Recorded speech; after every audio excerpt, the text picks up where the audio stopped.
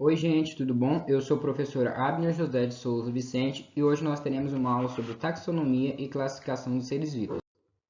Os objetivos dessa aula seriam identificar e comparar as características dos diferentes grupos de seres vivos, e o nosso segundo objetivo seria reconhecer e compreender os sistemas de classificação dos seres vivos em reino, classes, ordens e etc.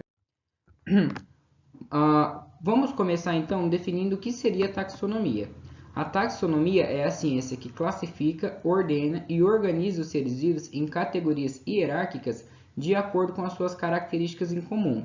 Mas por que classificar? Bom, os seres humanos adoram classificar as coisas. Nós classificamos, por exemplo, uma comida como boa ou ruim, uma matéria do colégio como chata, legal, entediante, por aí vai. E no nosso dia a dia nós conseguimos ver essa classificação e organização, por exemplo, no comércio. Então, imaginem a seguinte situação: você quer comprar um livro de receitas para sua mãe, você vai até uma livraria e encontra o seguinte cenário representado aqui no canto esquerdo da nossa tela. É uma livraria toda bagunçada, os livros são todos empilhados um em cima do outro, não tem ordem para nada, é impossível se encontrar no meio daquela bagunça ali. Agora eu quero que vocês imaginem uma segunda situação, desculpe.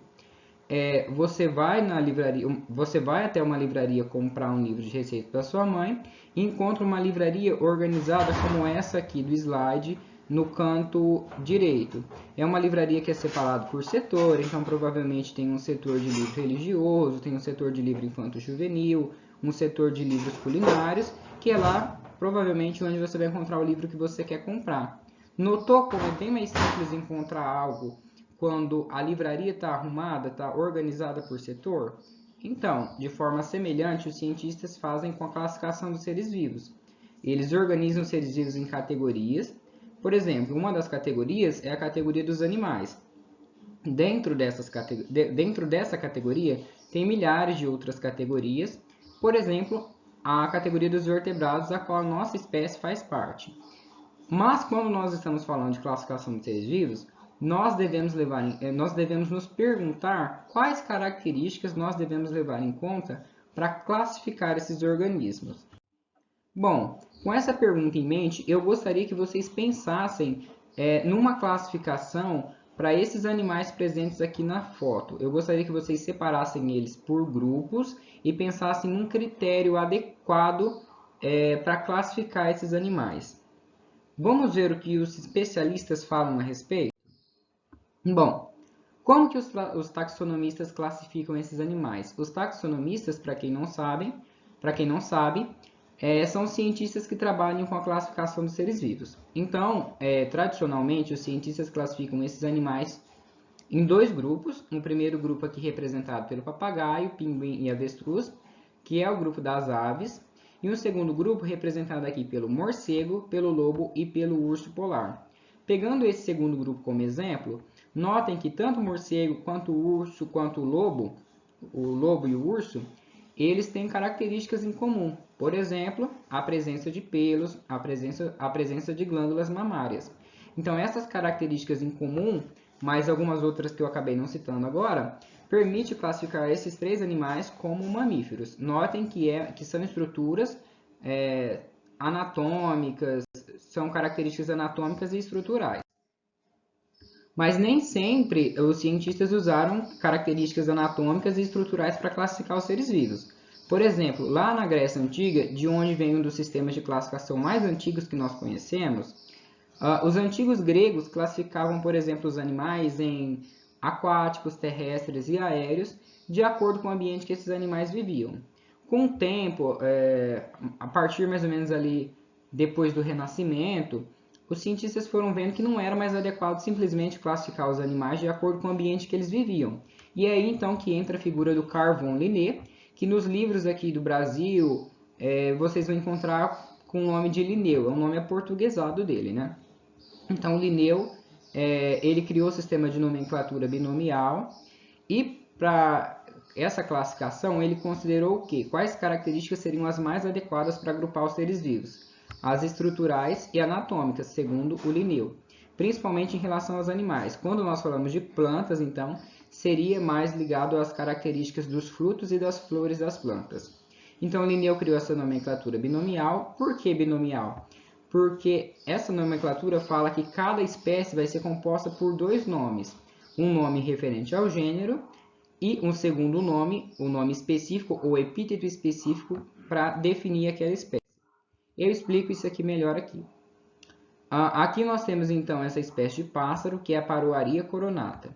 Paruaria seria referente ao gênero dessa espécie. Coronata é o epíteto específico.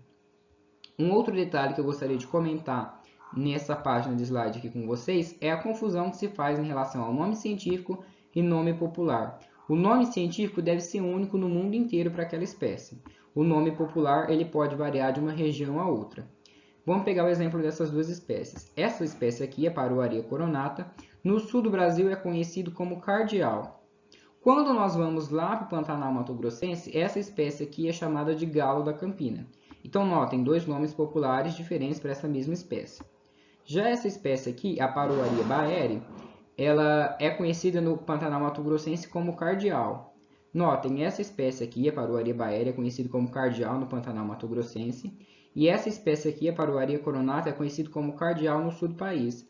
Então, notem que tem certa confusão em relação ao nome popular dessas duas espécies.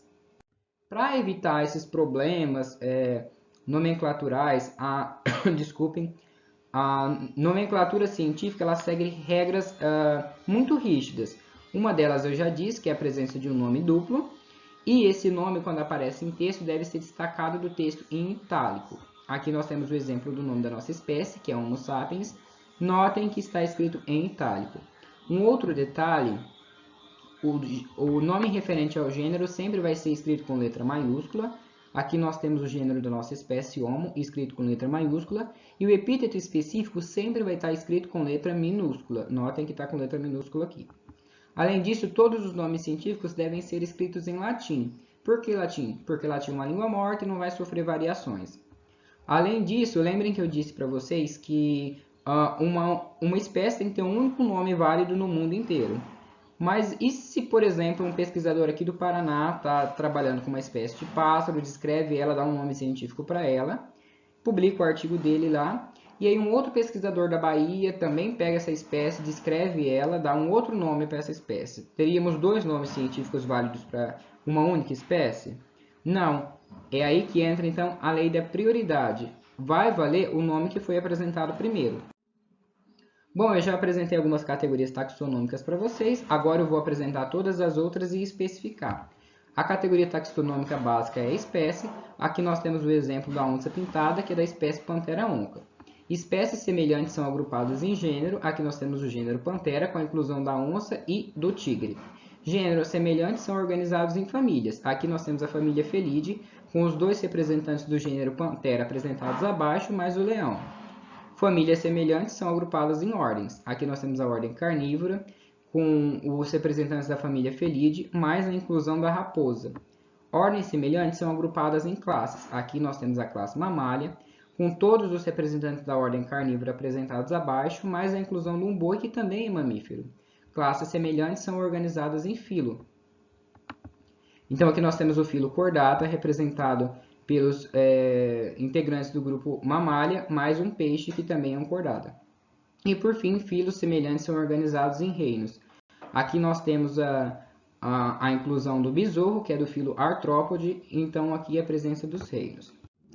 Por fim, vamos falar sobre reinos. Bom, há várias classificações para os reinos, e no ensino médio nós tradicionalmente agrupamos os reinos de acordo com o que propôs Whittaker, uma divisão em 5 reinos. O primeiro seria o reino Monera, que é formado por bactérias, que são seres unicelulares procariontes. Aqui nós temos dois exemplos de bactérias. Depois, o reino Protista, que são seres uni- ou pluricelulares eucariontes, como as amebas e as algas, tanto unicelulares como pluricelulares.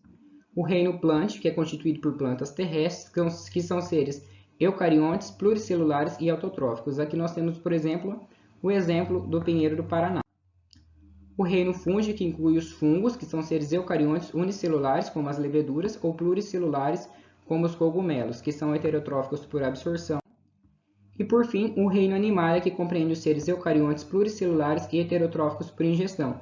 Aqui nós temos o exemplo de um quinidário e de um jacaré. Bom, essa foi uma breve aula sobre taxonomia e classificação dos seres vivos. Espero que vocês tenham gostado e até a próxima.